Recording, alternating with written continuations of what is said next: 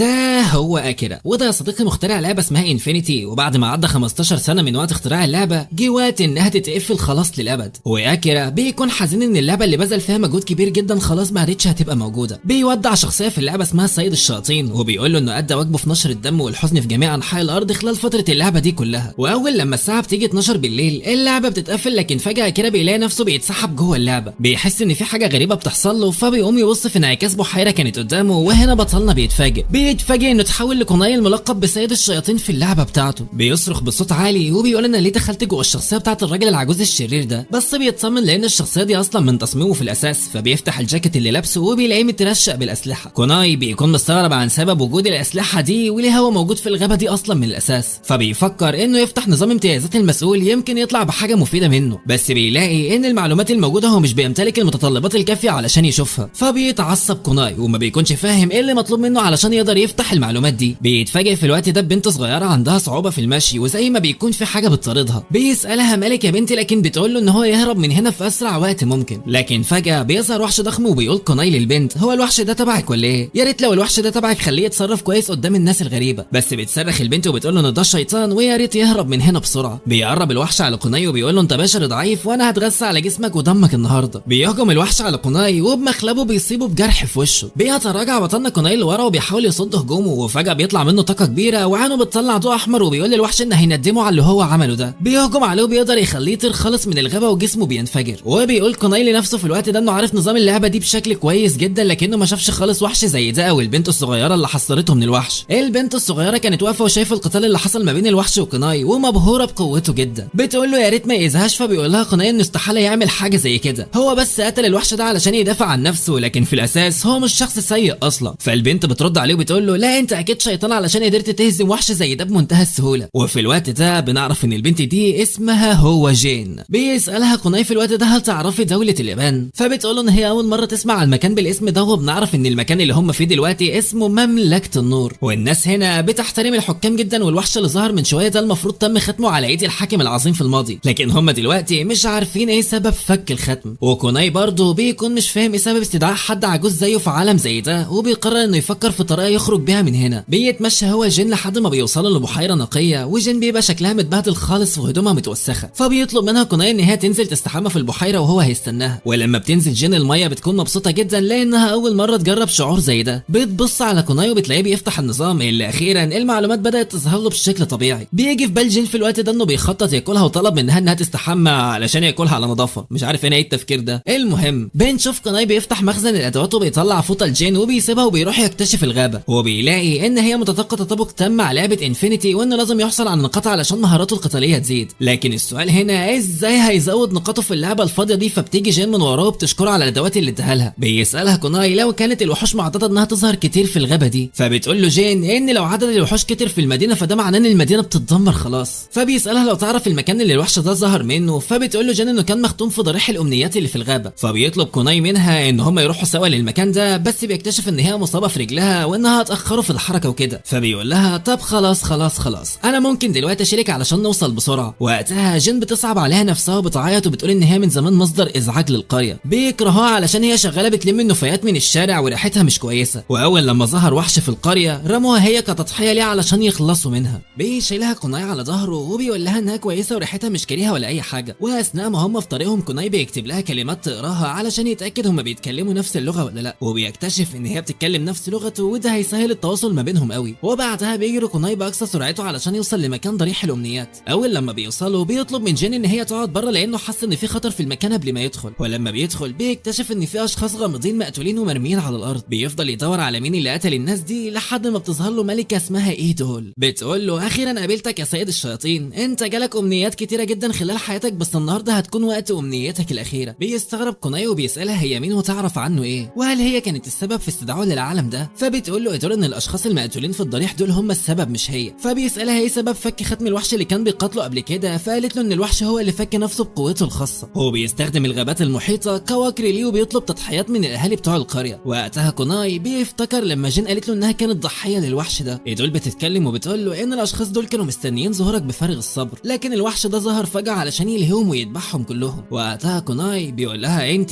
انا مش فارق معايا الحكايات دي، انا كل اللي عايزه دلوقتي ان انا ارجع للعالم بتاعي. لكن لكن ايدول بتقول له ان هي مش هتقدر تعمل كده ولكنها هتمنحه القوه. بتلبسه خاتم في ايده فبيتعصب كوناي وبيقول لها ان حاسس ان الخاتم ده هيأذيه. بيحاول كوناي انه يقلع الخاتم لكنه مش بيقدر يعمل كده. وقتها بتختفي ايدول وبيطلع كوناي من الضريح وبيطلب من جين انها تدله على مكان العاصفه الكبرى اللي هنا. فبتقول له جين انها هتيجي معاه لان بعد ما اهل القريه ضحوا بيها للوحش ما ينفعش ترجع بيتها تاني. وقتها بيفكر كوناي مع نفسه بيقول بما اني ما اعرفش اي حد في العالم ده غير جين فهتبقى مفيده قوي بالنسبه لي لو رافقتني في الفتره دي. واثناء ما هم في طريقهم للعاصمه بيستغرب كوناي ان ليه ما حدش من كبار العاصمه فكر يتدخل في موضوع التضحيات اللي بتتقدم للوحش. فبتقول له جين بص يا سيدي ده بسبب ان المنطقه هنا بعيده جدا عن العاصمه. بيكملوا طريقهم واثناء ما هم في الطريق بيعدي كوناي وجين على القريه اللي جين منها. بيطلب كوناي من جين ان هي تقف تسلم على اهلها وتاخد اغراض ليها. ووقتها كوناي بيفعل عليه مهاره التخفي وبتخليه كانه شفاف حرفيا. وبيتواصل مع جين من خلال مهاره التخاطر علشان ما حدش يكون حاسس بيه. واول لما جين بتدخل القريه اهل القريه الخنازير بيتجمعوا وبيبداوا يتنمروا عليها بيحتفوا بالطوب. وبيتعصب كوناي لما بيشوف كده وبيخرج بره مهاره التخفي. بيتفاجئ في الوقت ده بضوء قوي جدا خارج من الخاتم اللي هو لابسه وصوت طالع من الخاتم بيقول له انه عنده السلطه يتخلص من اي شيء مش عاجب كوناي. وقتها بيتدخل كوناي وبيصد الطوب عن جين وبيستغرب اهل القريه من قوته وبيسالوه لو كان من اتباع وحش الجرولي وده الوحش اللي بطلنا قتله قبل كده. كوناي في الوقت ده مش بيهتم بكلامهم وبيقول للجين تدخل تاخد الاغراض اللي هي عايزاها وتفكها من الكلاب دول. بيكتشفوا اهل القريه بعد كده ان كوناي هو سيد الشياطين وبيكونوا مرعوبين منه جدا. وبيقولوا ان شكل جين هتبقى السبب في هلاك القريه دي على ايد سيد الشياطين. بيتعصب كوناي اكتر وبيطلع ولعته وبيرميها على بيت من البيوت بتاعه القريه وطبعا بيولع بسرعه لان البيوت هناك قابله للاشتعال. بياخد كوناي جين على ظهره وبيجري بسرعه وبيعتذر لها ان هو ما قدرش يخليها تجيب الاغراض بتاعتها من القريه. بس بتشكره جين في الوقت ده انه انقذها من تحت ايد اهل القريه المتنمرين. وبيقول لها كوناي ان هي اللي عامله كده في نفسها لان دايما بتكون شايفه نفسها ان هي قليله ومخليها الكل يتنمر عليها عادي. فبتقتنع جين بكلام كوناي وبتوعده ان هي هتتغير من النهارده. وبعدها بيستعدوا الابطال بتوعنا لرحلتهم للعاصمه. بينتقل بينا المشهد لمكان تاني وبنروح لعربيه جواها بنت اسمها لونا. بتقول لونا للسواق بتاعها انه يا ريت يمشي على مهله علشان هي مش عايزه يحصل لها اي حادث قبل ما تخلي السيد الشياطين يخضع عليها. فبيرد عليها السواق وبيقول لها انا حاسس يا سيدتي انك اتهورت شويه لما قررت تروح لوحدك من غير اخواتك العظماء. بس كان رد لونا عليه وقتها ان هي حابه تعتمد على نفسها لو حتى المره واحده. في الوقت ده بنشوف ان واحد بيبلغ قائد الجواسيس ان لونا هتعدي عليهم في طريقها وبيفتكر ان هي جايه تهاجمهم. بيجهز الاسلحه بتاعته بس قال له الشخص ده ان هم مش هدفها اصلا. وبنروح لكوناي وهو في طريقه مع جين بيحسوا ان خلاص الليل قرب يجي فبيقرروا يخيموا في مكان ويكملوا بكره الصبح. وقتها بيقدر كوناي انه يستدعي من النظام ادوات تساعده في بناء بيت وجين بتكون واقفه مبهوره بيه. بيقول لها كوناي ان البيت ده هيحميهم لو حد هجم عليهم بالليل. وبتدخل جين للبيت وبتلاقي وعاء ميه سخنه وبوعدها كوناي انه في المستقبل هيصنع لها بحيره كامله. بيترمي بعدها كوناي على السرير وبيقول لنفسه هل لما اجمع نقاط مهارات التحكم الكامله بالنظام وامتيازات النظام وقتها اقدر ارجع للعالم بتاعي. لكن بيدرك وقتها كوناي ان النظام بتاع لعبه انفينيت الخاصه بيه ما كانش فيه حاجه اسمها الرجوع للعالم. وبيتمنى كوناي انه يلاقي دليل في العاصمه اللي هو مسافر ليها دي. اما بقى تاني يوم الصبح بنشوف قائد الجواسيس ورجالته بيستعدوا لمهاجمه لونا لما تعدي. لكن بيلاقوا كوناي وجين وبيفتكروا ان ده كمين معمول ليهم لان لو هجموا على كوناي وقتها هتهاجمهم لونا. فبيقرر قائد الجواسيس في الوقت ده انه يعمل هجوم سريع على كوناي وكوناي بيحس بوجودهم من على بعد. وقتها بينزل جين من على ظهره وبيخليها تبعد بعيد علشان يستعد للي هيحصل. وبالفعل فجاه بيترمي على كوناي عدد كبير من الاسهم وبيقدر كوناي ان هو يصدهم في اخر لحظه باستخدام مهاره اسمها الحاجز المتردد. هو بيقول كوناي في نفسه الرجاله دول ضعاف قوي. بيتكلم كوناي بصوت عالي وبيقول لهم بدل ما انتم مستخبيين كده اظهروا وواجهوني راجل لراجل. وقتها بيظهر عدد كبير من رجاله قائد الجواسيس وكلهم شايلين اسلحه وسيوف حاده وبيستعدوا لمهاجمه كوناي. فبيقول له قائد الجواسيس انت مالك شايف نفسك قوي كده ليه؟ يا ترى بقى انت مستخدم سحر ولا ايه بالظبط علشان الحاجز اللي انت عملته ده ما بيعملوش غير مستخدمين السحر؟ فبيقول له كوناي ان هو سيد الشياطين فطبيعي يعني يكون قادر يصد اي هجوم. فجاه بيهجم عليه واحد من رجاله القائد من ظهره بس بيديله كوناي بظهر ايده بيطيره بعيد عنه. فبيتكلم قائد الجواسيس وبيقول انه كان عارف ان هو مستخدم سحر من الاول. وفجاه بتظهر لونا وبتعمل هجوم على رجاله القائد بتخليهم كلهم يترموا على الارض. بتتكلم لونا في الوقت ده وبتقول الله الله الله مين كان يصدق ان انا قابل سيد الشياطين اخيرا ومع شويه قطاع طرق قذرين. فبيحس قائد الجواسيس في الوقت ده انه هيموت النهارده فبيؤمر باقي رجالته ان هم يهربوا من المكان. لكن بتطلع لونا سلاحها وبتهجم عليهم بمهاره اسمها الاندفاع الذهبي. ودي بتكون عباره عن اسهم ذهبيه بترشق في جسم قطاع الطرق. فبيحاول كوناي انه يعمل حاجز حواليه هو وجين لكن للاسف مش بيقدر يعمل ده بسبب قوه لونا المهوله. بيتكلم كوناي مع لونا في الوقت ده وبيقول لها ان هي المفروض تعتذر له علشان هجمته بدون سبب. بس قالت له لونا ان هو ما كانش هو المقصود بالهجوم ده وهي كانت عايزه تخلص على قطاع الطرق. الطرق. فبيفضل كوناي يستفز فيها لحد ما بتؤمر رجالتها ان هم يهجموا عليه. بيطلعوا اسلحتهم وبيجروا على كوناي، لكن في اخر لحظه بيفعل مهاره الحاجز وبيصدهم وبياخد سلاح من واحد منهم. بيبدا كوناي في الهجوم عليهم وبيعجنهم ضرب هم والخيول اللي معاهم والكل بيترمي على الارض. وقتها لونا بتكون واقفه مرعوبه من قوه كوناي وبتتمنى ان الارض تتشق وتبلعها بعد ما كوناي هزم كل رجالتها. فبيقرب كوناي عليها وبينزل فيها ضرب وبيدغدغها حرفيا. بتصرخ بصوت عالي علشان حد ينجدها. بعدها بياخد كوناي فلوس كانت معاها وبيسيبها وبيمشي. هو بيروح بطلنا لسوق في مدينه ياهو وبيقرر ان هو يشتري اكل بالفلوس اللي اخدها من لونا. وبعد ما بياكله بيكمل مشي هو وجين لحد ما بيوصلوا لفندق فخم. بيدخل كوناي وبيطلب من مدير المكان ان هو يحجز له افضل اوضه عندهم. بتبقى الاوضه غاليه جدا لكن كوناي بيدفع عادي، ما هي مش فلوسه بقى. بيدخلوا الاوضه وجين بتنبهر بجمالها. وبعدها كوناي بياخد جين علشان يجيب لها هدوم كويسه بدل هدومها المقطعه دي. صاحب المحل اول لما بيشوف جين بيفتكرها الخادمه بتاعه كوناي، لكن كوناي بيطلع عمله ذهبيه من معاه وبيقول له انه عايز افضل هدوم عنده في المكان. صاحبه المحل بتريل وقتها على الفلوس طبعا، والبنات اللي شغالين في المحل بياخدوا جين علشان يختاروا لها افضل حاجه موجوده. بتطلع جين وهي لابسه فستان فخم جدا وبينبهر كوناي بحلاوتها، وبيطلب من صاحبه المكان انها تجيب له عدد كبير من الفساتين المشابهه للفستان بتاع جين ده. بياخد جين بعدها وبيروحوا للمطعم علشان يتعشوا، وهناك كل الناس بتتكلم عنه بسبب ان هو شكله راجل غني جدا. وبيقولوا كمان ان هو اشترى هدوم للبنت اللي معاه دي واللي هي جين بعمله ذهبيه. جين بنت الفقريه في الوقت ده بتبدا تقلق من كوناي لانه بيعاملها معامله كويسه جدا وبيجيب لها كل اللي هي بتتمناه وحاسه زي ما يكون بتحلم. وقتها بتدخل لونا للمطعم وبتتعصب على كوناي وبتقول له انت قاعد بتاكل بالفلوس بتاعتي، يخرب بيت بجحتك يا اخي. بيقول لها كوناي ان انت اللي قدمتي لي الفلوس دي برضاكي مش غصب عنك. بس لونا في الحقيقه عملت كده لان ما كانش قدامها اي حل تاني يخليه يبطل ضرب فيها. وقتها بيأمرها كوناي ان هي تقعد معاه على الترابيزه وتبطل فضايح علشان مش عايزين يعملوا ازعاج في المكان. بيقوم كوناي ابننا الجنتل في الوقت ده وبيعتذر للناس عن اللي حصل، وبيقول لهم ان هو هيعوضهم عن الازعاج اللي حصل ده وهينزل لكل ترابيزه ازازه عصير تفاح على حسابه. بتتعصب لونا اكتر لانه عمال يوزع في الفلوس بتاعتها ولا كانها فلوسه هو. وبعد ما بيخلصوا اكل كوناي بيشيل جين ما بين ايديه وبيمشي بيها لان مش هيقدر يشيلها على ظهره بالفستان الضخم بتاعها ده. ولما بيوصلوا للفندق بيتفاجئ كوناي بلونا بتخبط على الباب وبتقول له ان هي هتبات معاه لان معهاش فلوس تقعد في اي فندق تاني. فبيسالها كوناي عن رجالتها فبتقول له ان هي امرتهم يمشوا علشان ما يتعرضوش لاي خطر تاني بسببها. فقلب كوناي الطيب بيشتغل وبيسمح لها تبات معاه وكمان بيرجع لها الفلوس بتاعتها. وبنشوف ان لونا وجين بيرتاحوا لبعض وبيكونوا صحاب جدا. اما بقى كوناي فبياخد التاك اللي كانت لابساه جين وبيحطه في مخزون الادوات في النظام. هو بيحس انه محظوظ علشان متاح ليه يحط عدد ملوش نهايه من الادوات في النظام بتاعه. اما باقي اللاعبين بيكون متاح ليهم 10 ادوات وبس.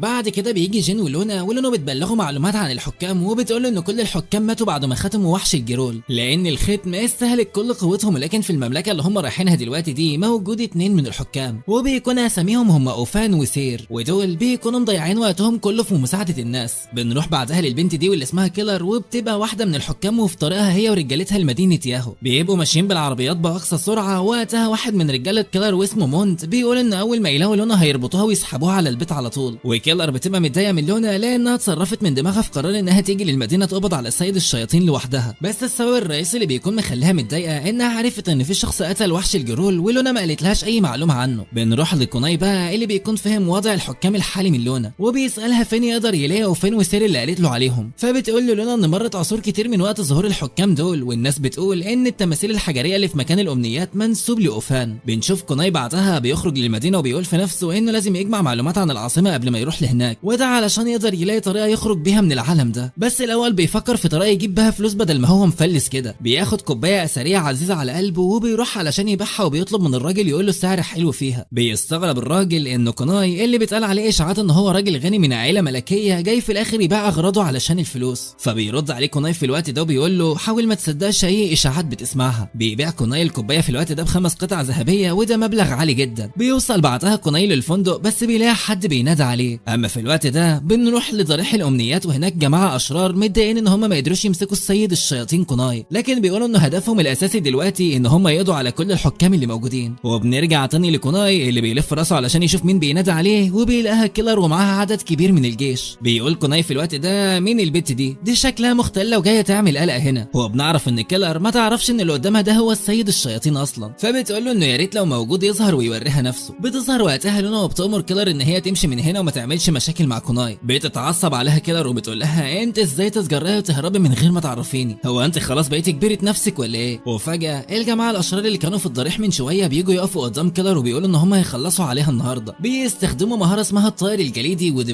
بتكون عباره عن اسهم جليديه بتتحدف على كيلر. بتطلع كيلر المطرقه بتاعتها في الوقت ده وبتقدر تتصدى للهجوم. وكوناي بيفهم ان دول الاشخاص اللي كانوا بيستهدفوه، لان اول مره راح فيها الضريح كان في عدد كبير مقتول منهم على ايد وحش الجرول. بتطلع لونا سلاحها هي كمان، وكل الجيش اللي مع كيلر بيستعد للقضاء على الجماعه دول. وبتقول لهم لونا ان المفروض يحسوا بالفخر لانهم هيموتوا على ايد السحر بتاعها. بس فجاه واحد من الاشرار دول بيطلع ماده سحريه بيرميها على كيلر ولونا والجيش اللي معاهم. واول لما الماده دي بتوصل ليهم بيترموا كلهم على الارض ومش بيكونوا قادرين يوقفوا حتى. وقتها الاشرار بيستغلوا حاله الضعف اللي عندهم دي وبيحدفوا عدد كبير من الاسهم على لونا وكيلر. بس بيجي مونت الحارس الشخصي الكيلر في الوقت ده وبيفاديهم بنفسه، وكل الاسهم بترشق فيه هو. بيترمي على الارض وهو بيطلع في الروح، والماده السحريه دي بتبقى خلاص هتقرب توصل لكوناي وهو واقف متسمر مش عارف يعمل ايه. بس وقتها بينور الخاتم اللي في ايده وبيطلع صوت منه بيقول له انه هيرمي قنبله تنفجر في كل اللي موجودين. لكن كوناي بيرفض ان ده يحصل لانه مش عايز لونا وكيلر يموتوا. فالخاتم بيعاقبه وبيسلب منه قوته وبيخليه يترمى على الارض مش قادر يتحرك. بيفتح كوناي النظام وبيدور على حاجه يمكن تساعده، بس مش بيلاقي قدامه غير تفعيل مهاره تغيير الشخصيه. فجاه بتتغير شخصيه كوناي وشكله كمان، وبيفعل مهاره بتقدر تسحب الماده السحريه اللي اضعفت قوه كيلر ورجالتها. بيتصدموا الاشرار من قوته وبيسالوه انت تبقى مين، بس بيقول لهم ان انتوا عالم حقير قوي علشان تتشطروا على 2 ستات. وبيفتكروا الاشرار في الوقت ده ان هو صديق كيلر، فبيستعدوا للهجوم عليه. بيجروا عليه لكن بطلنا كوناي الفجر المطرشم بضربه واحده بس بيطيرهم كلهم ويقومهم على الارض. الكل بيكون مصدوم من قوته. وقتها الشخص اللي القى الماده السحريه قبل كده بيكون عايز يفعلها تاني، فبيجري عليه كوناي وبيديله بالرجل في وشه بيدغدغ له طقم اسنانه حرفيا. كوناي بيفعل مهاره عباره عن ضربات متتاليه وبيستعد للهجوم مره تانيه، والقتال المره دي هيكون قتال بالايدي. بس قبل ما يبدا في الهجوم بتاعه الاشرار بيجروا منه بيكونوا مرعوبين من قوته. بيضحك كوناي في الوقت ده بسخريه بيقول لهم هو انتوا فاكرين ان دخول الحمام زي يخرجوا؟ بيجمع كل قوته وبيضرب الارض ضربه قويه جدا بيحصل فيها كسر من قوه الضربه، وبيطلع من تحت الارض تنين ضخمه على هيئه شبح بيهجم على الاشرار دول هجوم قوي بيخلص عليهم كلهم. وبعد ما بتنتهي المعركه بتبقى كيلر واقفه مبلمه حرفيا ومش مستوعبه مدى قوه كوناي. بتتاسف له بتقول له انا اسفه ان انت تعرضت للخطر بسببي، بس بيقول لها كوناي ان اللي حصل ده مجرد خناقه عبيطه بالنسبه له. وبنعرف ان الشخصيه الجديده اللي كوناي متحولها دي ملقبه بالتنين الفضي. وبنشوف واحد من الجماعه الاشرار دول بيوصل له الخبر اللي حصل لمجموعته، وبيحس ان كوناي عامل تشكيل سري مع الحكام وبيحميهم. بيرجع كوناي لشخصيته الحقيقيه وبتيجي جين تطمن عليه. بيسالها لو كانت شافت الشخص اللي كان لابس ابيض من شويه وهاجم الاشرار، بس قالت له ان هي كانت جوه الفندق كل ده وما شافتش اي حاجه. بس لونا حكت لها عن قوته وسمته اللي كان فيها. بيتعصب كوناي جدا في الوقت ده من جواه وبيكون نفسه يقول لها ان هو الشخص ده. وبنروح لبنت في الوقت ده اسمها ميكان، وبتكون محترفه في السيف وبتتكلم مع صاحبتها يوكا وبتقول لها ان يا ريت تبطل تضيع وقت، وانهم لازم يكملوا رحلتهم في البحث عن مغامرين قادرين على اباده الذئاب الرمليه الخطيره. بيبصوا في مجله وبيلاقوا صوره كوناي ومكتوب عليها ان اللي هيلاقيه هيكون ليه مكافاه كبيره. بيستغربوا البنتين دول وبيقولوا يا ترى الشخص ده عمل ايه. اما بقى عن كوناي وجين ولونا بيكونوا في طريقهم لمكان معين، وكوناي بيدي لونا لبس جديد وبيطلب منها تلبسه علشان محدش يتعرف عليها بسهوله. اما بقى عن ميكان ويوكا فبيكونوا ماشيين في صحراء كبيره بيدوروا على الذئاب الرمليه. وبتقول يوكا ان الذئاب الرمليه دي وحوش خطيره جدا وشرسين ودمروا مدن باكملها. بس بترد عليها ميكان في الوقت ده وبتقول لها ان طالما مفيش اعداد كبيره من الوحوش دي فالمدينه هتكون في امان. واثناء ما هم بيتكلموا بيحس بوجود الذئاب دي حواليهم وبيطلعوا سيفهم وبيستعدوا لاي هجوم. وفجاه بيتلم حواليهم عدد كبير من الذئاب وبيترعبوا ميكان ويوكا وبيطلعوا يجروا من المكان لان مش هيقدروا يقتلوا العدد ده كله. بنروح لكوناي اللي بيوقف العربيه علشان ينزل يشرب سيجاره لان دماغه هتنفجر من كتر التفكير في انه ازاي هيزيد مهاراته وقوته. ولكنه بيلف وشه بيتفاجئ بالذئاب الرمليه جايه عليه وبيفرح لانه لو قتلهم مهارته في الوقت ده هتزيد. بس لما بيدرك ان عددهم كبير بيبقى مش عارف هيهاجمهم ازاي، فبيستخدم في الوقت ده مهاره الحاجز، بس للاسف مش بيقدر يصد بيها غير ذئب واحد بس.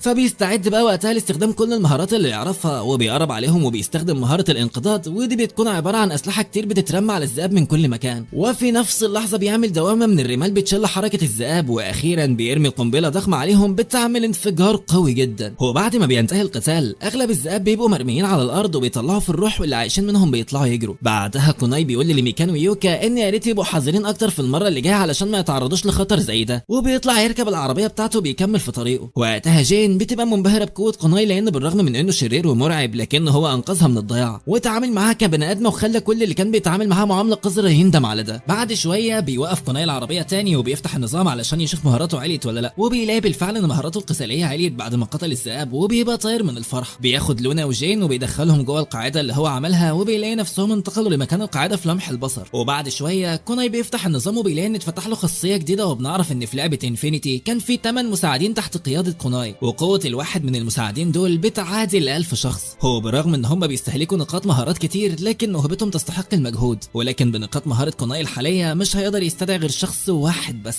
فلازم بطلنا يفكر كويس وما يختارش اي حد وخلاص. وبعد تفكير وتفكير وتفكير بيدرك كوناي انه محتاج يكون عنده وسيلة للدفاع ضد السحر. بيختار يانج، ودي بتبقى طبيبة عبقرية وعالمة وبتقدر تبتكر اشياء للحماية من السحر، ولكن عندها عيب صغير انها بتغضب بشكل سريع وممكن في اي وقت تهاجم كوناي، لكنه بيتغاضى عن السبب ده لان هي فعلا شاطرة وبيختار انه يستدعيها. في الوقت ده بتظهر يانج وبتبدا ترحب بيه، بيفهمها كوناي في الوقت ده ان هم دلوقتي في عالم تاني غير العالم بتاعهم. ويانج لما بتشوف القاعدة بتاعته بيجي في بالها ان هم يروحوا احسن لمدينة اسمها ظلام الليل لان هناك في اعظم تكنولوجيا في الامبراطورية كلها. بيقول كوناي في نفسه ان لو فعلا عملوا كده وصنعوا قلعة ضخمة وحديثة في عالم خيالي زي ده الموضوع هيبقى صعب جدا. بعدها بتساله يانج انت ايه اول حاجة ناوي تعملها، فبيقول لها ان هو ناوي يغير القاعدة بتاعته دي ويقلبها مستشفى ميداني، بس يا ريت جنانك بقى يا اخت يانج ما يوصلكيش ان انت تقتلي الناس في المستشفى. بيحس كوناي ان هو بيتعامل مع شخصية صعبة الفهم ولازم يبقى حذر جدا في التعامل معاها. بيجي لونا وجين وبيشوفوها وبيقعدوا يسالوا كوناي هي مين دي وبتعمل ايه هنا، فبيقول لهم كوناي انه استدعاها علشان تساعده، وبيطلب من يانج انها تحاول تشفي الاصابة القديمة اللي في رجل جين. فبتقرب عليها وفجأة كل صباع من ايدها بيتحول لأداة طبية، وجين بتبقى قاعدة مصدومة من قدراتها. وبعد شوية بتقدر يانج انها تعالج جرح جين وتشيل لها الاثر بتاع الجرح كمان، ولا كأن كان في جرح في جسمها من الاساس. بتشكرها جين لان اخيرا بقت قادرة تمشي على رجلها بشكل طبيعي، وبتروح تتمشى شوية مع كوناي وبتقول له انها فرحانة علشان مش هيشيلها على ظهره تاني. وكوناي وقتها بيشكر يانج وبيقول لها انه كان صح لما اختارها من الاول. وبينتقل بينا المشهد عند ميكان ويوكا وبيقعدوا في مطعم وبيحكوا لتوما صاحبة المطعم عن قوة كوناي واللي عمله في الذئاب الرملية. وبنروح بعدها لاوتو، وده مؤسس جماعة الشياطين اللي كوناي هزم عدد كبير من رجالته قبل كده. بيقول لواحد من رجالته واسمه كانج انه كان سايبه طول اليوم امبارح علشان يقضي على كوناي ازاي راجع وايده فاضية، بس كانج بيرد عليه وبيقول له ان كوناي بيمتلك قوة كبيرة ومحدش يقدر عليه في الوقت الحالي. فبيقول له اوتو ان موضوع كوناي شغله اكتر من وحش الجرول، لكن دلوقتي لازم جماعة الشياطين يقدموا المزيد من التضحيات والقوة علشان يدمروا العاصمة بالكامل، ووقتها كوناي هيموت مع اللي هيموتوا في العاصمة. فبيوافق كل جماعة الشياطين على تعليمات اوتو. وبنشوف كوناي بعدها اثناء ما هو في الطريق هو والبنات اللي معاه، العربية بتعدي على قرية فاضية اشبه بالصحراء. بتقول له لونا ان دي هي قريتها، فبينزلوا كلهم يشوفوا منطقة لونا، وكوناي بيلاقي وقتها ان القرية متبهدلة وحالتها سيئة خالص. فبترد عليه لونا وبتقول له ان هي ملهاش دعوة بالمواضيع دي وكبار القرية هم المسؤولين. وقتها بيدرك كوناي انه لونا كويسة في استخدام السحر لكن مش كويسة في إدارة شؤون منطقتها. بيتكلم كوناي بعدها مع يانج عن طريقة تخاطره، وبيقول لها ان شايف ان حكام القرية مستهزئين بلونا ومدينها القرية ميتة ما ينفعش ينبت فيها زرع ولا خضرة. وبيجي في بال كوناي فكرة انه يبني المستشفى اللي عايز يبنيها في القرية هنا، ولما بيعرض الفكرة على لونا بيوافق وبيقول لها انه بيفكر كمان يعمل بحيرة مياه ساخنة جنب المستشفى ويطلعوا فلوس حلوة من البحيرة والمستشفى كمان. وقتها بيجي حارس القرية وبيتصدم ان سيد الشياطين اللي الدنيا كلها بتدور عليه واسمه نازل في الجرايد واقف قدامه دلوقتي. بتقول له لونا ان هي وكوناي بقوا شركاء خلاص. فبيقول له كوناي ساعتها انه يا ريت يروح للاشخاص اللي عينوه يمسك القرية دي ويقول لهم ان النهارده هو ولونا هيعتنوا بالقرية وهتبقى مسؤولة منهم. فبيرد الحارس عليه وبيقول له ان الموضوع مش بالسهولة دي وانه لازم يتناقش مع رؤسائه الاول بخصوص ان هو يبقى متحكم في القرية. فبيرد عليه كوناي وبيقول له هو انت هتصدق نفسك ولا ايه؟ رؤساء ايه يا عم اللي انت بتتكلم عليهم؟ لونا هي الملكة الحقيقية للقرية دي ومن حقها ان هي تعين اي حد يساعدها. بيمشي الراجل ومش بيقدر يتكلم تاني في الموضوع لا كوناي يبلعه ولا حاجة. هو بعدها كوناي بيطمن لونا وبيوعدها ان هيخلي القرية دي تنهض من تاني على ايده، وانه كمان هيطلع لها مكاسب حلوة من الحاجات اللي ناوي يعملها. وبنشوف في الوقت ده 2 مزارعين من اهل القرية بيحصدوا محصول الجزر بتاعهم، لكن بيلاقوه دبلان جدا ومتهالك بسبب ان مفيش مياه والتربة ضعيفة جدا، والمياه بتكون تكلفتها عالية علشان كده الارض مشقاه وجافة. وبنعرف ان المزارعين دول من سلالة الارانب علشان كده مش بيزرعوا غير جزر، ما طبيعي يعني. وكل الاشخاص اللي من السلالة دي متواجدين في قرية لونا وبس.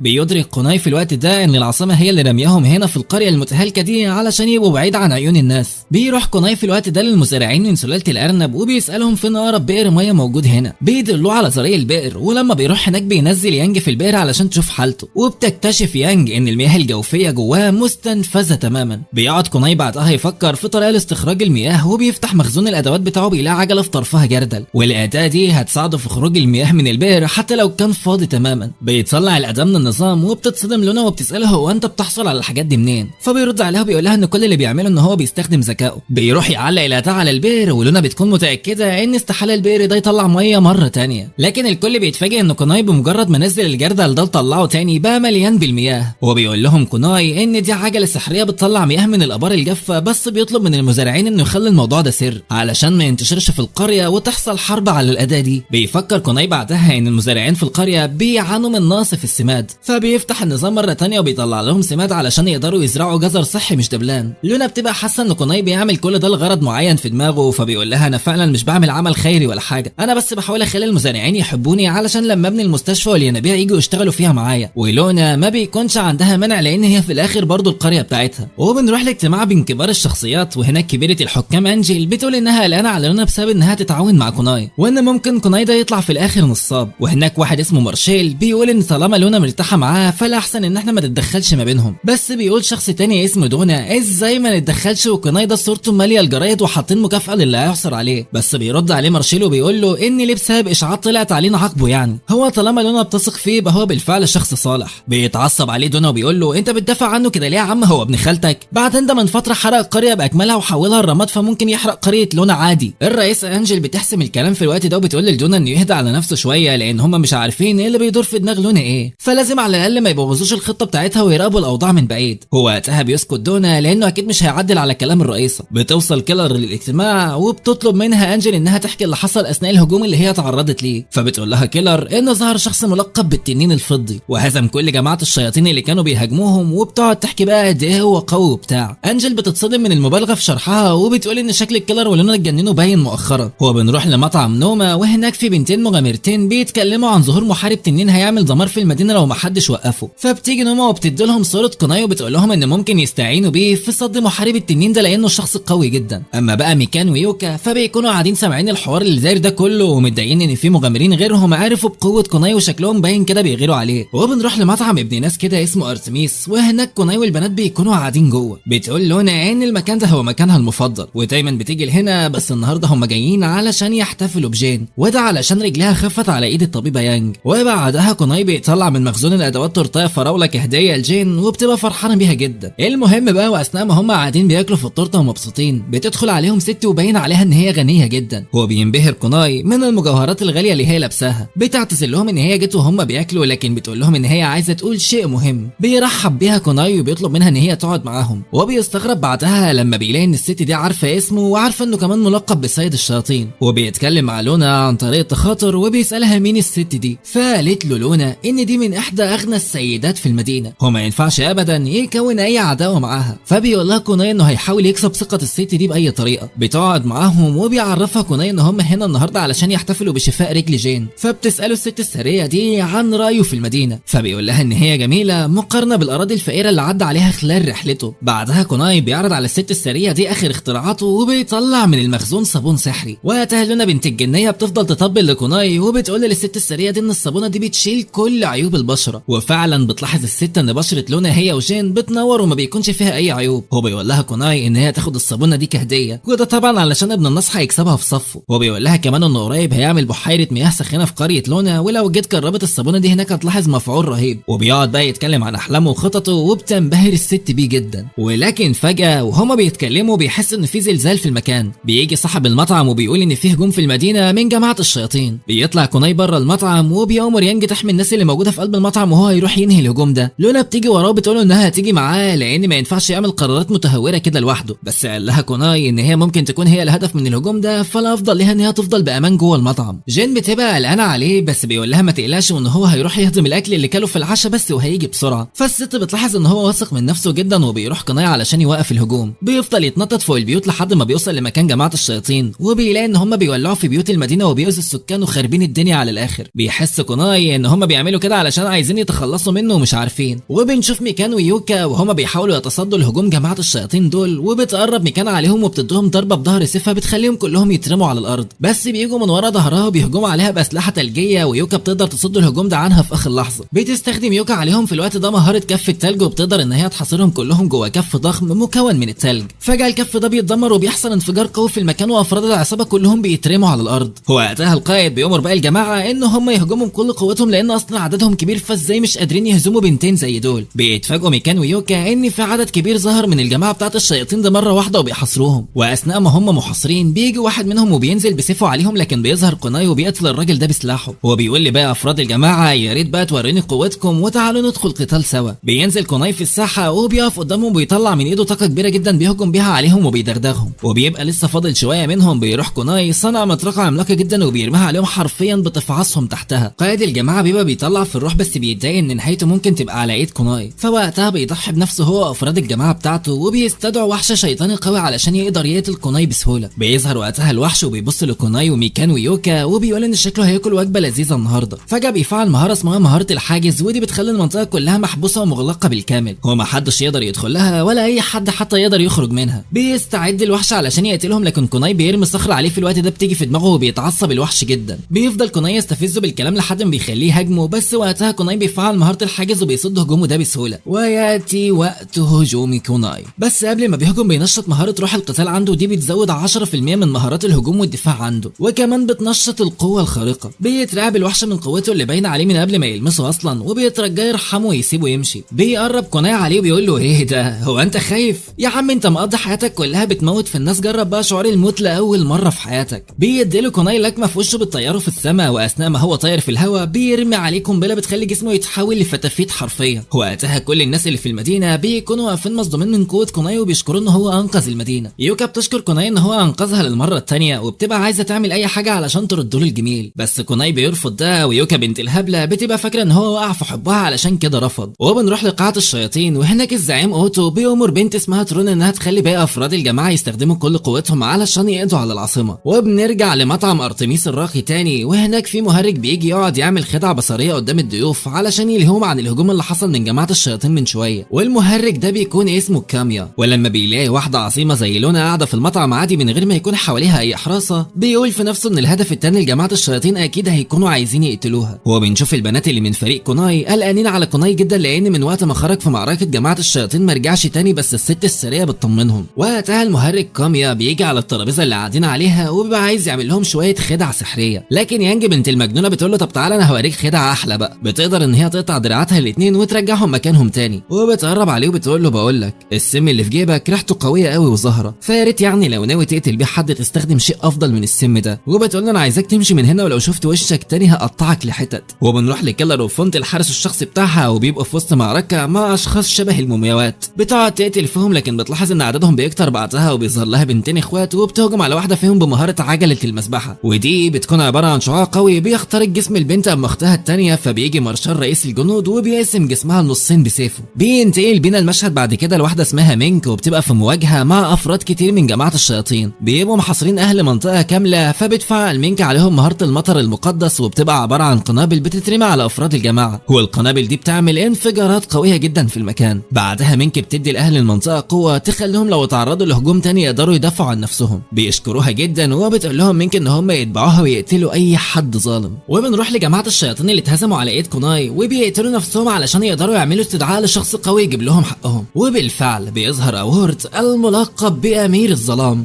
بيبص حواليه وبيتفاجئ بوجود حاجز في المدينه، فبيتضايق ومش فاهم هو ليه تم استدعائه في مكان مزعج زي ده. وبنشوف زعيمه الحكام انجل بتلاحظ وجود قوه شريره في المدينه، وزي ما تكون طالعه من شيطان مستواه عالي، فعلى طول بتعمل حاجز بيخلي الحكام في امان. كيلر وفونت بيلاحظوا وجود الشيطان، ففونت بمنتهى تهور بيجري عليها علشان يهاجمه. كيلر بتحذره لان الشيطان ده مستواه عالي، بس للاسف مش بيسمعها. ووقتها اورت بيطلع من عينه شعاع ليزر قوي بيخلي فونت يطير ويترمى على الارض. بيقول امير الظلام في الوقت ده انا مش مصدق ان في واحد اضعف من النمله جه يتجرأ يهاجمني. وقتها بيفعل امير الظلام مهاره بتلغي الحاجز اللي انجل كانت عاملاه. بتتضايق انجل وبتحاول تفعل الحاجز ده مره تانية، لكن قوتها بتكون مستنزفه خلاص. وبنشوف كيلر بتطلع مطرقه من معاها وبتقرب على امير الظلام علشان تهاجمه. وقتها بتيجي مينجو بتقول اورت يا امير الظلام وريني نفسك وايه مدى قوتك دلوقتي. بيحس امير الظلام بالانزعاج لانه محاصر من اتنين اضعف من بعض. بتجري كيلر عليه علشان تضربه بالمطرقه بتاعتها على دماغه، لكنه بيفعل حاجز حواليه بيصد الهجوم بتاعها. بتهجم تاني عليه بالمطرقه لكنه بيتفادى كل الضربات، وبتيجي مينج من وراه وبتبقى عايزه تغفله بسلاحها. بيقرب على كيلر وبيهجم عليها بشعاع الظلام الاحمر، لكن كيلر بتحاول تصد الهجوم بتاعه ده بحاجز، لكن من قوه الشعاع بتاع امير الظلام الحاجز بيتدغدغ 100 حته. بتيجي ترون في وقتها وبترمي عليهم ماده الهايدس، ودي الخاصه بجماعه الشياطين. الماده دي بتشل حركه كيلر ومينج، وبيستغل امير الظلام الوضع وبيقرب على كيلر وبيديها بالرجل في بطنها بيطيرها بعيد عنه. اما مينك فبيواجه لها ضربه قويه جدا بتخليها تترمي على الارض. بتبقى هي وكيلر نايمين على الارض جنب بعض، وبيديهم اورت الضربه القاضيه خلاص. بيفعل عليهم شعاع الظلام وحرفيا بيبقوا بيطلعوا في الروح هما الاتنين. انجل بتبقى واقفه شايفه المعركه اللي دايره دي وعايزه تهد الحاجز اللي حاميها وتروح تتدخل في المعركه، لكن كيلر بتقول لها لا انت لازم تخليكي في امان. اما بقى عن كوناي فبيكون واقف من بعيد بيتفرج على انجل ومبهور بجمالها ولا عنده اي علم بالمعركه اللي دايره دي. بيدرك وجود المعركه متاخر فبيروح وقتها مفعل مهاره تغيير الشخصيه وبيتحول الشخصيه الملقبه بالتنين الفضي. بيروح لمكان المعركه وبيلاقي كيلر مرميه على الارض وبتستنجد بيه، وبيقدر كوناي انه يلغي ماده الهايدز زي ما عمل قبل كده. وقتها بيستغرب امير الظلام وبيساله انت مين يا ابني؟ بيقول له كوناي انت ريحتك ريحه قاتل شياطين ووقفتك كمان وقفه قاتل شياطين. بيهجم كوناي عليه وبيديله بالرجل في بطنه بيخليه يرجع خطوات لورا. بعد كده بيلف ظهره وبيفعل مهاره بتزيد الضرر بنسبه 5% وبيلف تاني وبيديله ضربه بتخليه يطير ويترمى على الارض. بيروح كوناي لعنده بسرعه وبيوجه له ركله بتخليه يتلزق في الحيطه فبيتعصب امير الظلام بسبب المرمطه اللي حصلت له دي، وبيفعل مهاره شعاع الظلام لكن بيقدر كوناي انه يصدها بسهوله. بيهجم امير الظلام وقتها على ترون علشان ياخد منها الماده بتاعه الهايدز، لكن بيلاقي ان الماده دي خلصت خلاص، فبياخد منها قوتها عن طريق امتصاص دمها وبيسيبها تطلع في الروح عادي. بيقرب كوناي عليها وبيحاول يفوقها وبيديها حبايه بتخليها تتعافى وترجع صحتها من تاني. بيبص كوناي عليها مش بيلاقي على وشها اي رياكشن يدل انه مبسوطه باللي هو عمله معاها. وقتها امير الظلام لما بيدرك قدرات كوناي في الاستشفاء بيقول في نفسه انه شكله جنس جديد من التنانين، وده امر خطير جدا، بس في الحاله دي انا هجمع كل قوتي وهقتله مهما كلف الامر. بيتحول جسم امير الظلام فجاه وبيبقى في هيئه ذئب عملاق، وبيقول لكوناي ان هو اللي اضطر يعمل كده، لكن بطلنا كوناي ما بيكونش فارق معاه يا ساده. بيهجم عليه هجوم قوي بيخليه يتحول لفتافيت، والكل وقتها بيبقى في حاله صدمه بسبب قوه كوناي، وبيقدر بعدها ان هو يشيل الحاجز اللي كان معمول حوالين المدينه. بيرجع كوناي لشخصيته الحقيقيه وبيروح لانجل وبتتصدم ان هي قاعده مع سيد الشياطين ان الكل بيتكلم عنه، وبتساله انت علاقتك بلونا بقى؟ فبيقول لها ان في الاول هي كانت بتتعامل معاه كانه كائن شرير، لكن بعد كده بقى في بينهم علاقه قويه. وقتها انجل بتفكر ان نيته وحشه وبتساله هل هو بيخطط لاذيه المملكه ولا لا، فبيقول لها كوناي ان مع افعالي وانجازاتي اللي ناوي اعملها في المستقبل فهتعرفي ان انا نيتي خير وكله كان فاهمني غلط. بعدها بيقول لها انه عايزها في حاجه مهمه وانه هو ناوي يعمل شويه بحوثات عن سيرف، فيا ريت لو تدله عن مكتبه او اي حاجه ياخد منها معلومات. بتستغرب انجل وبتقول في نفسها ولا عايز يعرف معلومات بخصوص سيرف، معقوله يكون عايز يعرف نقاط ضعفها علشان يقتلها؟ هو ازاي يطلب مني حاجه زي كده بمنتهى البجاحه؟ فبتقول له انا استحاله اقول لك اي معلومات عن سيرف، فدور انت بقى مع نفسك. فبيسيبها كوناي وبيمشي، لكن بتوقفه وبتقول له هل انت اللي هزمت ملك الشياطين اللي ظهر امبارح؟ فبيرد عليها بيقول لها ملك شياطين ايه بس، ده اضعف من انه يتصنف كملك شياطين اساسا. بتحس انجل ان هو مغرور علشان بيقلل من قوه حد زي امير الظلام. بعدها بيدخل كوناي على النظام وبيلاقي ان نقاط مهارته زادت بسبب القتال بتاع امبارح، ودلوقتي يقدر يبني المستشفى والبحيره الساخنه اللي هو كان عايز يعملها. بياخد جين بعدها وبيروح للمكتبه وبتقعد تدور على معلومات عن جماعه السيرف، لكن مش بتلاقي اي حاجه، وكوناي مش بيفرق له لانه واثق في الاخر انه هيلاقي اي معلومات. بتقرا جين في كتاب ان الاسلحه والدروع بتبقى موجوده في الزنزانات، فبيسال كوناي امين المكتبه عن الموضوع ده بيقول له ان ده صحيح، وكمان هناك بيكون في اشياء قيمه ونادره جدا. وقتها بيفتكر كوناي السلاح القوي اللي مع انجل، فبيقرر انه لازم يلاقي طريقه يرفع بها مقاومته للسحر، لان وسط القوه اللي هو فيها دي مش بيقدر يصد اي هجمات سحريه. بيمشي هو وجين من المكتبه وبيروحها وبيقول لها ان في شيء مهم لازم يعمله، واثناء ما هو ماشي بيلاقي ترون جاي من وراه وبتقول له ان هي عندها مهاره بتعرف بيها عواطف الناس وارواحهم، ومتاكده ان هو التنين الفضي اللي قتل ملك الشياطين امبارح. بينكر كوناي وبيقول لها انه ما يعرفش هي بتتكلم عن مين اصلا، واكيد عندها سوء تفاهم. بيحاول يتهرب منها بس بتقول ان هو مش فارق لها هما نفس الشخص ولا لا، بس كانت عايزه تقابل التنين الفضي علشان تشكره ان هو انقذها. فبيقول لها كوناي ان هو هيخليها تقابل التنين الفضي بس عنده شرط واحد، وهي ان تطيع اوامره وتعمل اي حاجه بيقول لها عليها. فبتوافق ترون من غير اي تردد. بيقول لها كوناي انه هيفتح مكان شغل قريب وعنده ناقص في الموظفين، وطلب منها ان هي تساعده. بيروح كوناي بيها للفندق، وهناك لونا بتقول له ان البنت دي الشيطانه ازاي عايز تضمها للفريق بتاعنا، بس قال لها ان هو محتاجها في الشغل اللي هيحصل في قريتها. فبتقول له لونا ان هو مش عاتق لحكام ولا شياطين. بيقول لها كوناي ان هو لو عمل تغيير في القريه وقتها اخواتها هيدركوا ان هو نيته كويسه فعلا. وقتها بيطلب كوناي من البنات ان هم يتجمعوا كلهم علشان ينتقلوا للقريه بتاعت لونا، وفعلا بيقدروا ينتقلوا في ثانيه واحده بس. ولونا بتكون منبهره ان هي وصلت للقريه بتاعتها في غمضه عين. وكوناي بيقول لليانج ان هو عايز يبدا في بناء المستشفى والبحيره من دلوقتي، وبيلاقي ان المزارعين اللي هو ساعدهم قبل كده فرحانين وبيشكروه لان بفضل الميه والسماد اللي اداهولهم الزراعه اتحسنت كتير جدا. بيروح كوناي لمكان القاعده اللي كان عاملها هناك، ومن خلال قدراته بيقدر يحول القاعده دي لمستشفى ميداني. بتكون المستشفى مجهزه بالمعدات، وبيدخل هو ويانج يكتشفوا المستشفى من جوه. بيلاقوها مليانه بالمعدات وشكلها فخم قوي بصراحه. بيطلب من يانج ان هي تجذب انتباه الفقراء والاغنياء للمستشفى، بس بيقول ان هو مش هياخد مصاريف علاج كبيره من الفقراء، لكن الاغنياء هنمص منهم فلوسهم لحد اخر جنيه. بيطلع كوناي كوناي جنب المستشفى وبيصنع منتجع للينابيع الساخنه مكون من 3 ادوار. الاماكن جوه بتكون مريحه جدا للاعصاب، وكمان المكان مزود بمطعم كبير فيه كل الاصناف من الاكل، وكمان في اوض كويسه علشان لو حد كان حابب يبات فيها ولا حاجه. وبيطلب كوناي من المزارعين ان هم بعد ما يخلصوا زراعه يجمعوا بعضهم ويجوا علشان يشغلهم في المنتجع بتاع الينابيع بتاعه ويوزع عليهم الوظائف. بيفكر كوناي في الوقت ده ان ما ينفعش يكون في منتجع موجود للناس الاغنياء يبقى وسط قريه فقيره كده، فبيقرر ان هو هيطور القريه الاول ويخليها مناسبه للاغنياء اللي هيجوا. بيفتح كوناي النظام وبيكتشف ان في واحد من ضمن المساعدين ال8 اسمه سامي، وده عبقري جدا، وكمان عنده اخت هتقدر تاخد بالها من الاطفال اللي هيبقوا جايين مع الزباين، والشخص ده عنده مهارات قتاليه عاليه وهيقدر يحمي قريه لونا وكوناي مش موجود. بيستدعي كوناي في الوقت ده وبيظهر له سامي وبيرحب بيه. بياخدوا كوناي وبيقعدوا سوا وبيقول له كوناي ان العالم ده مش زي العالم اللي كان فيه في الامبراطوريه العظيمه. بيحس سامي ان هو في عالم خيالي، ولما بيعرف ان يانج هتبقى المساعده بتاعته بيترعب، لان الكل بيقول عليها الست مجنونه، وده بمرض المهرج اللي خلعت له دراعه من مكانه وركبته تاني. بيساله سامي هو ناوي يعمل ايه في العالم الجديد ده وهو معاه في اي حاجه، لان لولا كان زمانه هو واخته الصغيره ميتين دلوقتي. بيقول له انا معاك في كل حاجه يا ريس، انا واختي على قيد الحياه دلوقتي بسببك. فبيقول له كوناي انه ناوي يدير قريه صغيره فقيره ويطور المستشفى والينابيع اللي فيها، ويعلم ويدرب السكان على المهارات القتاليه، وكمان ناوي يتفاوض مع الاغنياء. فبيقول له سامي انت كده مش عايزني انا، انت كده عايز انسان آلي يعمل لك كل الحاجات دي في نفس الوقت. بس بيقول له كوناي انا واثق فيك ان انت عبقري ومفيش حاجه صعبه عليك. بيفكر كوناي في الوقت ده ان هو لازم يعمل استعدادات للمكان قبل ما الست السريه دي تيجي تزوره. وقتها بياخد اداه سحريه معاه وبيروح يبيعها للراجل اللي اتعامل معاه قبل كده. بينبهر الراجل من الاداه دي لانها عباره عن اداه بتطلع موسيقى من نفسها. هو بيطلب منه كوناي ان يديله سعر في الاداه والمبلغ اللي هو يقول له عليه هو راضي بيه. بيحس الراجل وقتها ان هو في اختبار، علشان لو قال له سعر اقل من اللي هو متوقعه كوناي وقتها مش هيتعامل معاه تاني. فبيقول له الراجل بص يا كوناي انا هديك 15 قطعه ذهبيه وده مبلغ كبير جدا. بيقعد كوناي يفكر هو هيفرتك الفلوس دي في ايه ولا في ايه، واول حاجه بيعملها بيروح لمحل الهدوم وبيطلب لبس راقي هيلبسه للمزارعين اللي هيشتغلوا في المستشفى والينابيع، وبيدي للمزارعين 7 قطع ذهبيه في مقابل ان هم ينجزوا الشغل بسرعه. وبيعدي على السوق بعدها بيجيب خضار وحاجات علشان يعمل بها اكل في المطعم اللي هيفتحه في الينابيع. بعد كده بيقعد كوناي مع نفسه بالليل وبيتحول لشخصيه التنين الفضي، وبيحس ان عن طريق الشخصيه دي هيقدر يهزم القوي وينقذ الضعيف. بيحس ان هو هيبقى بطل بمعنى الكلمه بالشخصيه دي. هو بيقرر انه هيكسر كل حاجه في طريقه في مقابل ان هو يبقى اقوى شخص في العالم. وتاني يوم بنشوف اطفال في المدينه مبسوطين جدا بالاكل اللي كوناي اشتراه، وبيروحوا بعدها للاسترخاء في الينابيع الساخنه، وبياخدهم سامي وقتها علشان ينظفوا ارض المكان قبل ما الست السريه دي تيجي. وبعدها مومو وكيون بيلبسوا اللبس الراقي اللي كوناي اشتراه، وبيعلمهم سامي ازاي يستقبلوا الضيوف. وبعد اسبوع بتوصل الست للمكان وبتنبهر بجمال القريه، وبيقول لها كوناي ان خلال شهر ولا شهرين المكان ده هيختلف تماما عن دلوقتي. لسه هتشكر له في الصابون السحري اللي هو اداهولها، بس بيجي سابو وبيقطع كلامهم، وده الحارس بتاعها بيبقى مغمض عينه بقماش لانه متصاب فيها. فبيساله كوناي ايه هي سبب الاصابه، فبيقول انه كان من رجاله مارشال وده شخصيه مهمه في المجتمع، لكن من كام سنه هجم عليه وحش سحري وضيع نظره، من وقتها هو ما بقاش ليه اي لازمه. بيقول له كوناي ان هو هياخده ليانج ودي دكتوره ممتازه هتقدر تعالج عينيه، وطبعا سابو مش بيصدق لان مفيش اي علاج جاب معاه نتيجه. بيدخل المستشفى وبتنبهر بارف ودي هي الست الغنيه من المعدات الفخمه اللي هناك. يانج بتبقى في استقبالهم وبتاخد سابو وبتفك القماش من على عينيه، وبيقول لها سابو انه مش بيقدر يشوف الناس غير خطوط عريضه. بس يانج بتطمنه بتقول له ان من البلد اللي هي منها عندهم دواء بيعالج مرضه ده. بتجيب يانج الدواء اللي بيكون عباره عن قطره وبتحطها جوه عين سابو، وفي خلال ثواني بيرجع له بصره وبيبقى مش مصدق، وبارف هي كمان بتكون مصدومه. بيقعد سابو يعيط من الفرحه وبتقول له بارف ان دلوقتي يقدر يرجع لمارشال ويخدمه زي الاول. فعلا بيروح لهناك بسرعه، ووقتها بارف بتدي ليانج هديه عباره عن قطعه ذهبيه عملاقه، والقطعه دي بيكون ثمنها مليارات حرفيا. وبنرجع في الوقت ده فلاش باك ل10 سنين فاتوا. وقتها لونا كان عندها 6 سنين وبتجري هي وصاحبتها لحد مكان الكنيسه علشان تشتري عيش من هناك، لكن بتلاقي البوابه مقفوله وبيطلع لها واحد من جوه بيقول لها ان ازاي واحده قذره زيها يجي لها الجرأه تيجي مكان زي ده. بتتعصب لونا من كلامه بتقول له انها لما تكبر هتبقى عضو في الكنيسه وهتخليه يندم على اللي هو قاله، ومن كتر الغضب بيطلع منها طاقه كبيره جدا بتلعب الراجل ده واللي معاه. وبعد سنتين بتقدر لونا تثبت نفسها وتبقى عضو في الكنيسه، وبتشكر زعيم الكنيسه وبتقول له ان ده شرف ليها هي، وبتقول له ان هي عندها صديقه مقربه وبتساله لو كان ينفع تنضم للكنيسه هي كمان، بس قال لها الزعيم ان هم قتلوها لانها من طائفه سيئه. بتعيط لونا وبتقول له ان هي كانت حد كويس وما شافتش منها اي حاجه وحشه. فبيقول لها الزعيم ان بما انها ناويه تبقى عضو في الكنيسه فلازم تاخد بالها من معارفها ولازم كلهم يبقوا كويسين. بيعدي سنتين تانيين ولونا بتبقى من القديسين وبتبقى قادره على استخدام الضوء والسحر الذهبي، ووقتها ادوها القريه اللي كوناي بيطورها دلوقتي دي.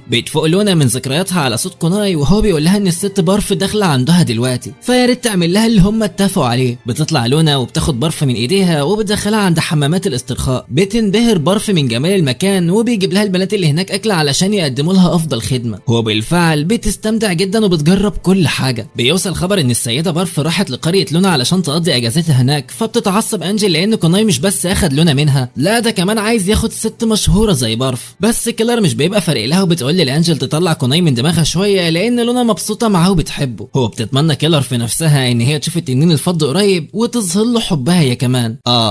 كده عندنا اتنين بيحبوا نفس الشخص. وبنروح لسامي اللي بيكون راسم خريطه للقريه وبتدخل يانج عليها علشان تفهم هو ناوي يعمل ايه في الفتره اللي جايه. فبيقول لها ان هو ناوي يقسم القريه لاقسام مختلفه وكل قسم يبقى لغرض معين، بس الفكره دي هتكون محتاجه فلوس كتير. وبيقول لها ان هم كده كده هيبيعوا القطعه الذهبيه اللي اخدتها يانج من بارف وهيبقى معاهم فلوس كفايه. فبتقول له يانج احنا ليه ما نخليش بارف تساعدنا في تطوير القريه، بس سامي بيرفض جدا لان دي ارضهم، هم ليه يخلوا الاسراء يتحكموا فيها. بتحس يانج ان هي غبيه وقتها وبتاخد سامي تعمل له شويه فحوصات علشان لو عنده اي مرض تلحقه. وبنروح بعدها لكوناي اللي بيبقى قاعد في بحيره بيسترخي شويه، وبيلاقي ترون في وشه وبيأمرها ان هي تمشي بسرعه قبل ما حد من البنات يجي، بس بتقول له ان هي عارفه ان هو التنين الفضي. فبيتعصب عليها كوناي وبيقول لها انا مش قلت لك قبل كده اوعي تقولي كده قدام حد. بياخدها يوديها حمام البنات بسرعه، وبيروح كوناي اوضته وبيكتشف ان الاكل اللي اشتراه خلص ومحتاج يجيب اكل تاني. وبتيجي جين وقتها وبتنام في اوضته هي ولونا. وتاني يوم بيصحى كوناي قبلهم وبيكتب لهم رساله ان هو رايح للعاصمه وهيرجع بالليل، فيا ريت يعني ما يعملوش اي قلق في المكان لحد ما هو يجي. فبيمشي كوناي واثناء ما هو في طريقه بتوقفوا يوكا ومعاها ميكان. بيقول لهم كوناي انه ليهم وحشه مع انه اصلا مش فاكر اساميهم، وبيتمنى ان يبقى في العالم ده بطاقات تعرفوا اسماء الناس اللي هو مش فاكرهم. وبيجي في بال كوناي فكره بمناسبه البطاقات، بيفكر ان هو يعمل للمزارعين كل واحد بطاقه باسمه بدل ما هم مشهورين بزراعه الجزر وبس. بتساله يوكا هو مختفي فين الفتره دي، فبيقول لها ان هو شغال في القريه وبيجدد فيها حاجات. وميكان بتدرك ان الاشاعات المنتشره عنه صحيحه. بتساله يوكا هو جاي يعمل ايه في العاصمه، فبيقول لها ان هو بيدور على نقابه المغامرين علشان يسال عن حاجات، والحاجات دي بتكون العناصر اللي بتتعارض مع السحر لانه عايز يقوي موضوع صد السحر عنده. بس طبعا مش بيعرف يوكا الحقيقه، وبيقول لها انه جاي علشان سبب تاني غير السبب الرئيسي. فبتقول له يوكا ان هي عايزه تعزمه على مشروب في كافيه قريب من هنا كرد جميله عن انه دخل معركتين بسببها هي وميكان. بيوافق كوناي وبيروح معاهم عند صاحبتهم نوما، وهي بتتصدم ان سيد الشياطين المشهور بقوته بنفسه عندها. الموجودين في المكان بيكونوا عايزين يعزموه على مشروبات، وبيقعد كوناي وبتنزله نوما المشاريب وبتقول انه يشرب براحته الكميه اللي هو عايزها وهي مش هتاخد منه اصلا فلوس. وبعد شويه بتجيب له كميه كبيره من الاكل، وكوناي بيبقى عايز يكلمهم في موضوع مهم، بس بيلاقي يوكا المجنونه بتعمل تصرفات غريبه فبيوجه كلامه لميكان اللي اصلا ما بتكونش طايقاه بس مجبره تتكلم معاه لانه راجل كويس وانقذها كتير قبل كده. بيسالها كوناي عن نظام المغامرين، فبتقول ان هما بيحاربوا وحوش وبيكسبوا مكافآت من وراهم، واثناء القتال مع الوحوش دي ممكن يلاقوا كنوز تحت الانقاض، والمغامرين بياخدوا اجزاء من الوحوش وبيبيعوها للنقابه. وكل ما كان الجزء اجمل كل ما كانت الفلوس اكتر بكتير. وفي كمان تصنيفات للمغامرين لان كل ما ارتفعت رتبتك وبقيت اقوى كل ما هتتعامل معامله افضل. بيحس كوناي ان الموضوع اشبه بلاعبين الكوره المحترفين اللي بيتم اكتشافهم من الفرق وبيتعرض عليهم فلوس كتيره، واللاعبين وقتها بيختاروا اي فريق فلوسه اكتر. وبيدرك كوناي في الوقت ده ان العالم ده اشبه بالعالم بتاعه، لكن بتقول له يوكا ان شغلانه المغامرين دي مش سهله لان في اوقات مش بيلاقوا اي وحوش يقتلوها خالص، حتى ما بيلاقوش وحوش في الابراج المحصنه، وده معناه ان هم مش هياخدوا اي فلوس. بيسالها كوناي عن ايه نوع الاشياء اللي الناس بتكتشفها في الابراج المحصنه، فبتقول له مكان ان في حاجات كتير زي الاسلحه والدروع واشياء مصنوعه من المعادن، واشياء تانية مصنوعه من انياب الوحوش القويه، وفي كمان عناصر رقيه مصنوعه من مواد خاصه، وفي عناصر خاصه بالاسطوريين ودي زي السلاح بتاع انجل ومطرقه كيلر كده. بعدها بيسالها كوناي هل في مكان بيبيع العناصر دي ولا هو لازم يروح للابراج المحصنه ويستخرج اللي هو عايزه بنفسه. فبتقول له يوكا ان في اماكن لبيع العناصر لكن بتبقى جودتها سيئه جدا، بس كل ما تدفع اكتر كل ما تاخد حاجه نظيفه. بيقرر كوناي ان هو يروح لهناك وبتعرض عليه يوكا ان هي تيجي معاه. بيوافق كوناي طبعا لان يانج وسامي المساعدين بتوعه بيكونوا مشغولين في القريه واكيد هو مش هيعطلهم. وبنروح في الوقت ده عند انجل اللي بتكون قاعده تدعي ان قوتها السحريه تزيد علشان تنقذ لونا لانها قلقانه طول ما هي جنب كوناي، وبتقول ان هي هتروح تتفاوض معاه ولو مرضاش هتقتله. فجاه بتفعل مهاره النقل الاني وبتنتقل للقريه بتاعت لونا، لكنها بتتفاجئ بعدد كبير من العمال والمزارعين هناك. سامي بيكون طالب واحده عندها قوه سحريه علشان تمتص قوه بلوره سحريه موجوده في القريه، فلما بيشوف انجل بيفتكر ان هي البنت دي، بيأمرها ان هي تمتص السحر من البلورات، وبتيجي لونا من وراها وبتستغرب وجودها في المكان. بتسالها انت جايه بتعملي ايه هنا، فبتقول لها انجل ان كوناي سيد الشياطين بيستغلها فيا ريت تيجي معاها للعاصمه. بترفض لونا طبعا لان الفتره دي هي مهتمه بتجديد القريه بتاعتها، وانجل بيجي في بالها ان كوناي هيستخدم القريه دي كقاعده لجمع الوحوش. وقتها بتسالها انجل هو جاب الفلوس دي منين علشان يعمل التجديدات دي كلها، فبتقول لها ان هو باع قطعه ذهبيه. وبتيجي ترون علشان محتاجه لونا في شغل، ووقتها لونا بتامر مومو وكيون العاملين ان هم ياخدوا اختها انجل للنباع الساخنه يمكن تغير فكرتها عن كوناي. بتروح انجل مع البنات، واول لما بتدخل الحمامات الساخنه اللي موجوده هناك بتنبهر بجمالها، لكنها بتتفاجئ بكوناي قاعد جوه مستنيها. بتستغرب وجوده وبتفكره عامل لها كمين هنا، بس قال لها كوناي ان دي حمامات لعامه الناس. بتساله انجل هو انت عملت ايه قدرت تخدع بيه لونا والسيده بارف؟ فبيرد عليها كوناي وبيقول لها ان هو مش بيغصب حد على حاجه، اللي موجود هنا في القريه موجود بارادته. انجل بتقول له ان مفيش قدامها اي دليل قوي يخليها تصدق، بس بيقول لها كوناي انا ما يهمنيش اصلا، ويا ريت تقعدي بقى في الينابيع السخنه هنا وتبطلي رغي. بتقعد انجل وبعدها بيعرض عليها ان هي تشرب مشروب ساخن، لكن بتبقى قلقانه لا يكون حاطط لها سم فيه ولا حاجه. بتفعل انجل قوتها السحريه على المشروب وبتلاقي ان ما فيهوش اي سم، فبيقول لها كوناي ان السم الوحيد اللي في المملكه دي هي الناس اللي بتدير المملكه، لانهم مش مهتمين بحياه الناس اللي عايشه فيها ولا حتى بيخططوا لمساعدتهم، وكل اللي بيفكروا فيه هم نفسهم وبس.